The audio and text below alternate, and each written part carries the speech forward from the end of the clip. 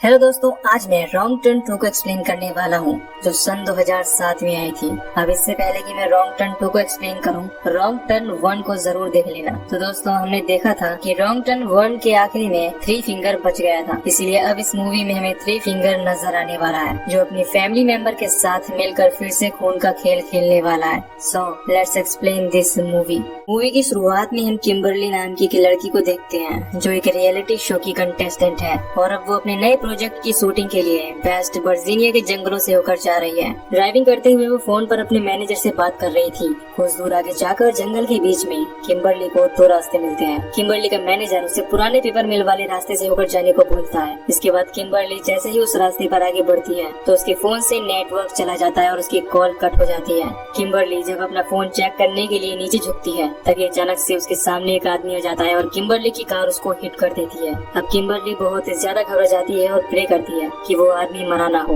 वो अपनी कार से उतरकर उसको देखने के लिए जाती है। जब किम्बरली पास जाकर देखती है तो वो आदमी अभी भी जिंदा था।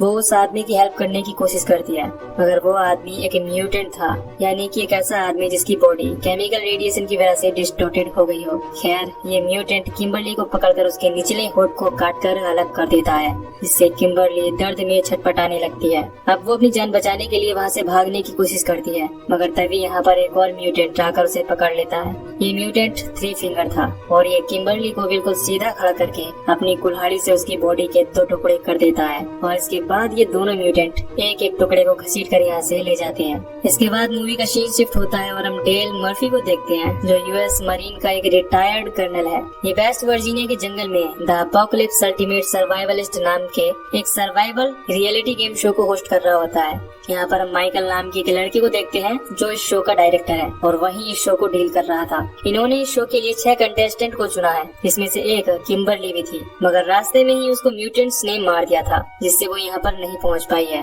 माइकल सभी पार्टिसिपेंट्स पर नजर रखने के लिए कैमरा सेट करवाता है और शूट करने के लिए तैयार होता है, मगर किम्बरली के नहीं आ पाने से माइकल इस शो की प्रोड्यूसर मारा, जो कि उसकी गर्लफ्रेंड है, उसे छठा पार्टिसिपेंट बनने के लिए कहता है। मारा माइकल की बात मान जाती है। अब सभी कंटेस्टेंट्स के ऊपर एक एक कैमरा भी सेट कर दिया जाता है, जिससे सारी की सारी जरूरी फुटेज को कवर किया जा सके। इसके बाद माइकल अपने शो की शूटिंग को शुरू करता है और टेल इस गेम शो को आगे बढ़ाता हुआ इन 6 कंटेस्टेंट्स को 2-2 लोगों की टीम में बांट देता है और इनको इस शो के सभी रूल बता देता है। इसके बाद टेल इनको जंगल में जाकर खाना वगैरह ढूंढने का टास्क देता है। इसके साथ ही ये गेम शुरू हो जाता है। जंगल में लगे हुए कैमरे से नजर रखने के लिए इन लोगों ने अपनी आरवी में एक सेटअप लगाया था, जिसकी स्क्रीन पर हम सीसीटीवी फुटेज में नील को देखते हैं, जो कि माइकल का असिस्टेंट है। जब नील टॉयलेट कर रहा था, तभी वहाँ पर उसके पीछे से 3 फिंगर आता है और उसका गला काटकर उसको मार देता है। अब दूसरी तरफ हम टेल को देखते हैं, जो जंगल में गेम को सेटअप करने के लिए गया हुआ है। गेम का सेटअप कंप्लीट करने के बाद जब वो अपनी गाड़ी के पास आता है तो देखता है कि किसी ने तीर मारकर उसकी गाड़ी के टायर को पंचर कर दिया है। इसके बाद टेल के ऊपर भी कोई तीर चलाने लगता है। टेल खुद को बचाने के लिए पेड़ों के पीछे छिपने लगता है, लेकिन तभी वहाँ पर 3 फिंगर आकर अपनी कुल्हाड़ी से टेल के ऊपर अटैक कर देता है, लेकिन टेल बच जाता है और अपनी चाकू फेंक कर उसको मारता है, जो 3 फिंगर के चेस्ट में जाकर लगता है, मगर टेल के चाकू के हमले का उस पर कोई भी असर नहीं होता। इतनी देर में वहाँ पर एक दूसरा म्यूटेंट भी आ जाता है, जो टेल पर अटैक करके उसे बेहोश कर देता है। अब हम माइकल को जेक और एलिना के साथ शूट करते हुए देखते हैं। माइकल लोगों को एंटरटेन करने के लिए सर्वाइवल के अलावा और कुछ भी दिखाना चाहता था। जेक और एलिना में लव केमिस्ट्री दिखाने की कोशिश करता है, पर जेक माइकल और एलिना को मना करके यहाँ से चला जाता है, क्योंकि उसे यहाँ सिर्फ ये गेम खेलना था, न कि किसी लड़की के साथ। लेकिन एलिना चाहती थी कि वो इस शो में टीवी स्क्रीन पर सबसे ज्यादा नजर आए, इसीलिए वो माइकल को अपने साथ एंजॉय करने का लालच देती है। इसके बाद माइकल भी इस मौके का फायदा उठाने लगता है। दूसरी तरफ हम देखते हैं कि नीना और मारा को नदी के पास जाकर एक कार्ड खोजने का टास्क मिला था, जिसको कंप्लीट करने के लिए दोनों नदी की ओर बढ़ते हैं और मारा इस टास्क को समय रहते ही कंप्लीट कर लेती है। लेकिन जंगल से गुजरने के दौरान मारा माइकल को एलिना के साथ एंजॉय करते हुए देख लेती है, जिसे देखकर मारा बहुत दुखी हो जाती है और रोने लगती है, क्योंकि ये सब करके वो उसे चीट कर रहा था। नीना मारा को समझाती है और शांत करती है। अब इसके बाद हम जोन्सी और एम्बर को देखते हैं, जिनको जंगल के बीच में खाना मिलता है, जिसे देखकर इन दोनों को लगता है कि शायद डेल ने इसी टास्क को कंप्लीट करने के लिए कहा होगा। इस पके हुए मांस को ये दोनों एक कपड़े की मदद से उठाकर अपने साथ लेकर चले जाते हैं। मूवी का सीन शिफ्ट होता है और हम डेल को देखते हैं, इसको म्यूटेंट्स ने बांधकर उल्टा लटकाया हुआ है। दूसरी तरफ हम नीना और मारा को देखते हैं। इन दोनों को जंगल में एक केबिन मिलता है, इसके बाद ये दोनों सेल फोन खोजने के लिए अंदर जाती हैं। अंदर जाने के बाद इन दोनों को फोन तो नहीं मिलता, मगर ये दोनों वहाँ पर 4 म्यूटेंट्स पा, माँ, ब्रदर और सिस्टर की फोटो देखती हैं, जो बहुत ही खतरनाक और डरावनी थी। तभी इन दोनों को वहाँ पर किसी की चिल्लाने की आवाज सुनाई देती है। जब ये दोनों छुपकर अंदर झांकती है तो इनकी नजर माँ और सिस्टर पर पड़ती है। दरअसल माँ प्रेग्नेंट होती है, इसको अब डिलीवरी पेन हो रहा था।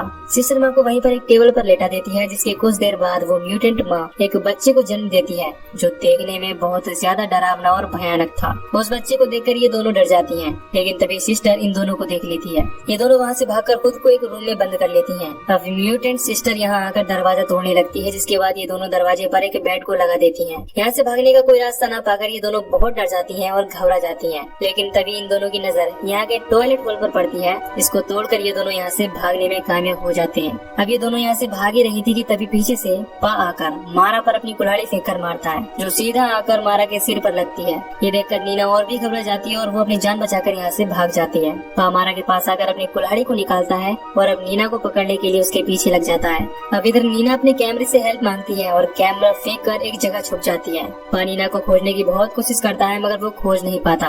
तभी यहाँ पर पा को लेने के लिए माँ एक गाड़ी लेकर आती है, जिसके ऊपर उसने मारा की लाश को बांधा था। वो मारा की उंगली को चबाकर दूर फेंकती है, जो नीना के पास जाकर गिरती है, जिसे देखकर नीना और भी डर जाती है। पा और माँ के यहाँ से जाने के बाद नीना भी यहाँ से भाग जाती है। अब दूसरी ओर हम माइकल और एलिना को देखते हैं। माइकल एलिना के साथ एंजॉय करने के बाद आरवी में चला जाता है, लेकिन वहीं झाड़ियों के पीछे छिपकर ब्रदर इनको देख रहा था और खुद ही एंजॉय कर रहा था। तभी यहाँ पर सिस्टर आती है और ब्रदर को इसके लिए मारने लगती है। तभी एलिना को झाड़ियों से आवाज आती है और वो अपने कपड़े पहनकर यहाँ से भागने की कोशिश करती है, लेकिन तभी सिस्टर एक चाकू को लेकर यहाँ आ जाती है और एलिना के ऊपर चाकू से कई वार करती है, जिससे एलिना की यही मौत हो जाती है।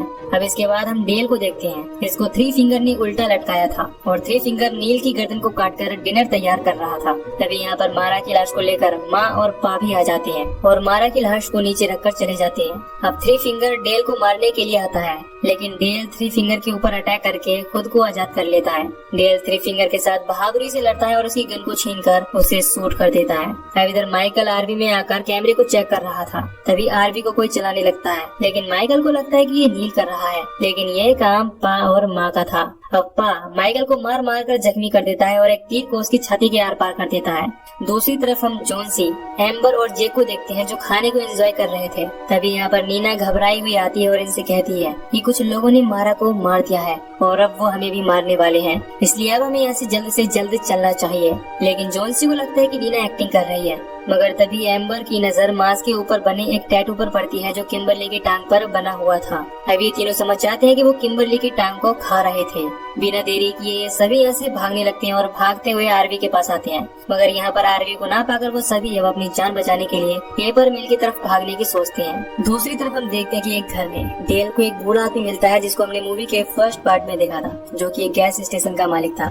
अब डेल यहाँ पर अपने जख्म पर टाका लगाने लगता है और ये बूढ़ा आदमी डेल को उन म्यूटेंट्स के बारे में बताता है कि 30 साल पहले पेपर मिल बंद होने के बाद वहाँ से निकलने वाले केमिकल के प्रभाव से एक फैमिली म्यूटेंट हो गई थी। अब क्योंकि 3 फिंगर इसी आदमी का लड़का था जिसको डेल ने गन से मारा था, इसलिए ये आदमी डेल को मारने की कोशिश करता है, मगर डेल खुद को बचा लेता है और एक डायनामाइट को उसके पीछे लगा देता है, जिसके ब्लास्ट होने से इस आदमी के चीथड़े हो जाते हैं। दूसरी तरफ हम देखते हैं कि जंगल में इन चारों को किसी के चीखने की आवाज सुनाई देती है। ये आवाज ब्रदर और सिस्टर की थी, जो इनको देख लेते हैं और अब इनके पीछे पड़ जाते हैं। नीना अपनी जान बचाने के लिए यहाँ से भागती है, लेकिन एक गड्ढे में गिर जाती है। अब बाकी तीनों लोग इन दोनों म्यूटेंट से लड़ने लगते हैं और इनसे पीछे छुड़ाकर भाग जाते हैं। दूसरी तरफ हम नीना को देखते हैं, जो उस गड्ढे से निकलने की बहुत कोशिश करती है, मगर निकल नहीं पाती। जेक जोन्सी और एम्बर को पेपर मिल की तरफ जाने के लिए बोलता है और खुद नीना को बचाने के लिए चला आता है। जेक नीना के पास जाकर उस गड्ढे से निकलने में हेल्प करता है और इसके बाद अब ये दोनों भी यहाँ से पेपर मिल की तरफ भागना शुरू कर देते हैं और भागते भागते एक नदी के किनारे पहुँच जाते हैं।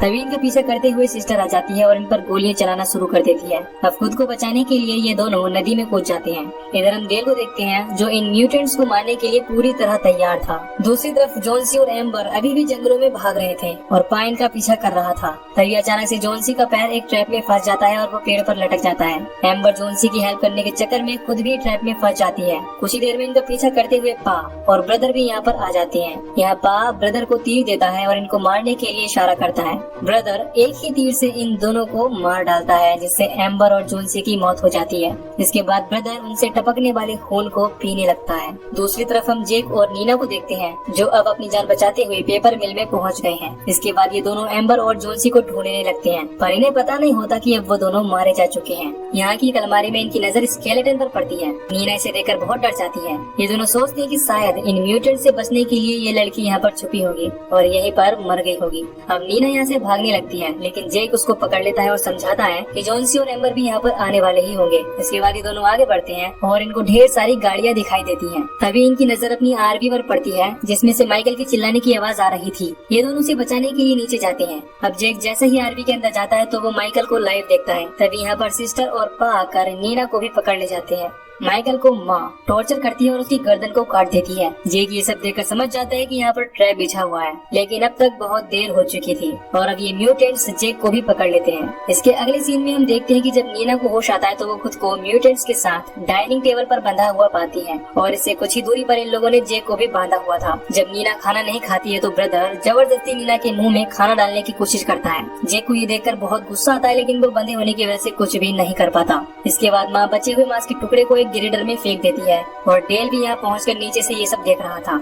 माँ के जाने के बाद डेल चुपके से ऊपर आता है, लेकिन इन लोगों को पता चल जाता है और ये डेल को ढूंढने लगते हैं। डेल अपने हाथ को थोड़ा सा काट कर खून को टपका कर एक जगह छुप जाता है। खून को देखकर ब्रदर और सिस्टर उसके पीछे आती है और मौका पाकर डेल ब्रदर के ऊपर डायनामाइट लगा देता है। इसके बाद ब्रदर मौत के डर से उछलने लगता है और सिस्टर उसे बचाने की कोशिश करती है, जिस वजह से ये दोनों ही डायनामाइट से फटकर मारे जाते हैं। अब डेल जेक और नीना के पास आता है और उनको आजाद कर देता है। तभी पा यहाँ आकर डेल को कई तीर मारकर घायल कर देता है। इसके बाद माँ भी एक धारदार हथियार को डेल के गर्दन पर फेंकती है, जो डेल की गर्दन से लिपट जाती है। इसके बाद इस हथियार से डेल का गला कटने लगता है और ब्लीडिंग शुरू हो जाती है। इससे डेल तड़प तड़प कर मर जाता है। अब पा और माँ अपने बच्चों के टुकड़े देखकर बहुत ज्यादा गुस्से में आ जाते हैं। इधर नीना पेपर मिल से निकलकर बाहर आ जाती है, मगर पा और माँ जेक को पकड़कर ग्रेडर चालू करके उसमें डालने की कोशिश करते हैं। तभी नीना जेक की आवाज को सुनकर उसको बचाने के लिए अंदर आ जाती है और पा के गर्दन के मांस को मुंह से पकड़कर नोच देती है। इसके बाद जेक पा को ग्रेडर में धकेल देता है, जिससे पा का एक हाथ कट जाता है, लेकिन माँ आकर पा को बचा लेती है। तभी नीना एक लीवर को दबा देती है, जिससे एक लकड़ी का टुकड़ा आकर उन दोनों से टकरा जाता है और ये दोनों ग्रेडर के अंदर चले जाते हैं और देखते ही देखते इन दोनों का कीमा बन जाता है। और इस तरह जेक और नीना बच जाते हैं और किम्बरली की स्पोर्ट्स कार को लेकर यहाँ से निकल जाते हैं। लेकिन हम देखते हैं कि थ्री फिंगर वो भी मरा नहीं है और जिंदा है, जो म्यूटेंट बेबी को फीड कर रहा है। और यहीं पर यह मूवी खत्म हो जाती है। तो दोस्तों, हमने देखा कि पहली मूवी में दिखाया गया वो बूढ़ा आदमी इन सभी का पिता था और ये सभी जंगलों में आने जाने वाले लोगों को मार कर खाते थे। इसी तरह एक टीवी शो करने आए कई लोगों को इन्होंने मार दिया,